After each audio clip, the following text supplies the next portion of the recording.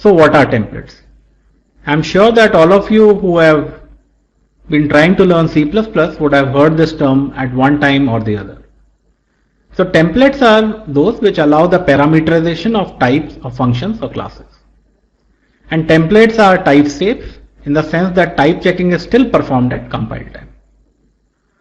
So let's take a concrete example. So what we have done here is we actually have a function EQU, and that function, it's performing some operation on the particular arguments which have been given to it. However, the argument types by themselves have been parameterized. And this type of parameterization is what is known as template.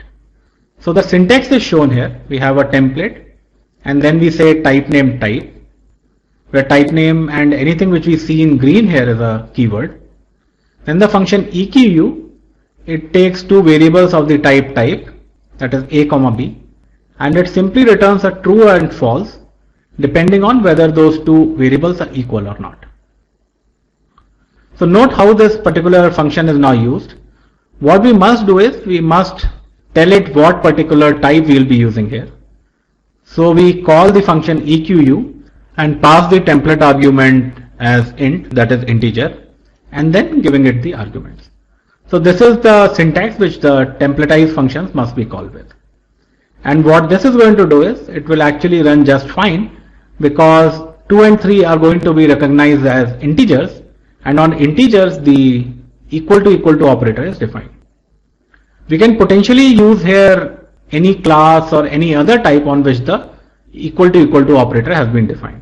As an example, once we have overloaded the equal to operator, we could have even used the class cfrac which we had seen previously.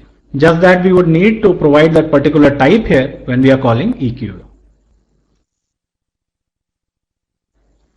What is the utility and overhead of using templates? Templates are most useful for library routines. So templates are good to implement algorithms or data structures which are data type agnostic. And as we will see shortly, the standard template library implements many of these. So one thing which you must note is that the template code resides in the header files and is recompiled every time the particular header file is included. We are going to discard a particular concept which has come into vogue in recent times, and that is of precompiled headers for the moment. So once we discard that concept, it is the template file which will get recompiled every time any file including that particular file is compiled, because it's a hash include. Templates also introduce debugging complexity, both during the template development and also during the usage.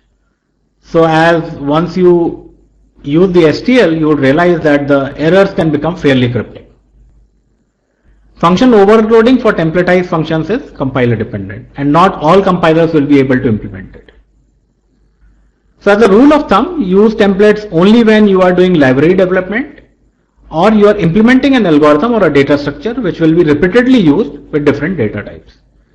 So if you are using or if you are implementing an algorithm or a data structure which is only going to be created or used with one data types, then using templates is a bad idea because of the reasons which we have just stated. We have seen one usage of templatized functions. Here is a different usage in which the templatized functions can be used to replace macros. What is the reason for doing so? Better type checking as well as better debuggability than deeply nested macros. So we have an example on the left hand screenshot wherein we have defined a couple of macros, and the last macro 2m is actually making use of the macros which have been defined previously. What we do is we actually pass this particular file through the C preprocessor and using the option -e of G++. And immediately what we see is that inside the main routine wherein we had used 2m, the single line expansion of macro has happened, and it has become quite difficult to even understand what is going on here. And these kind of macros are not uncommon, especially in code which is legacy, and mostly the C code as well as some C++ code which has been in existence for a while, or maybe the C++ code has been written by a programmer who had a very good handle on the C language. These kind of macros as well as much more deeply nested macros are quite common. One case in point is the box x86 simulator. Box is pronounced as BOCHS. So it has just too many complicated macros. And if you try to understand them the first time, it is very, very difficult. So let's take a look at the templatized version of this particular macro. And we can immediately see that it becomes fairly easy to understand as to what is going on. Add to that the fact that the compiler would be able to perform type checking, which of course in case of macro it could only do once the entire macro has been expanded. Because macro expansion happens before the compilation stage, whereas the template thing is being processed during compilation. So why is it that we have actually shown a templatized version here and why not a simple function? The reason being the way the macros could be used. So what can potentially happen is that the same macro may be used for expanding integers or floats or something else. And a particular function won't be able to handle it. So what you would need to do is you would need to create several versions of the same function and overload them and let them work. Whereas in this case, if you just templatize the type, then the same function is going to work just fine. So a templatized function in this case is going to be better choice.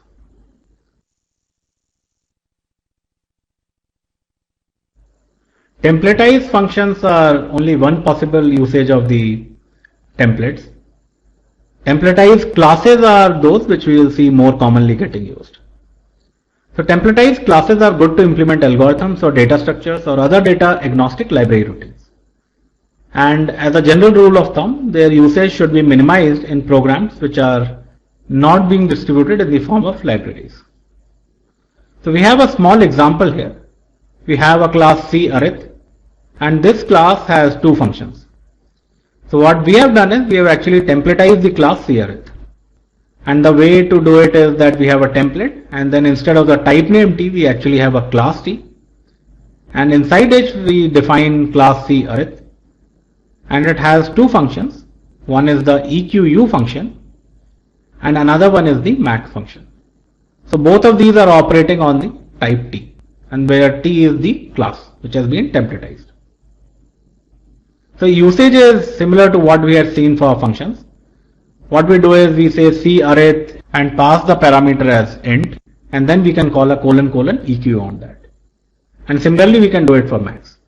So similar to what we had seen for functions, we could as well use our previously defined class CFrac here, or it had a double equal to operator, and once we put in the operator greater than, then of course we can use the same thing here too. So this is not a very strong example of a place where the templatized classes are useful. We will see that somewhat later when we look at the standard template library. But this is just a demonstration as to how the templatized classes can be created as well as used.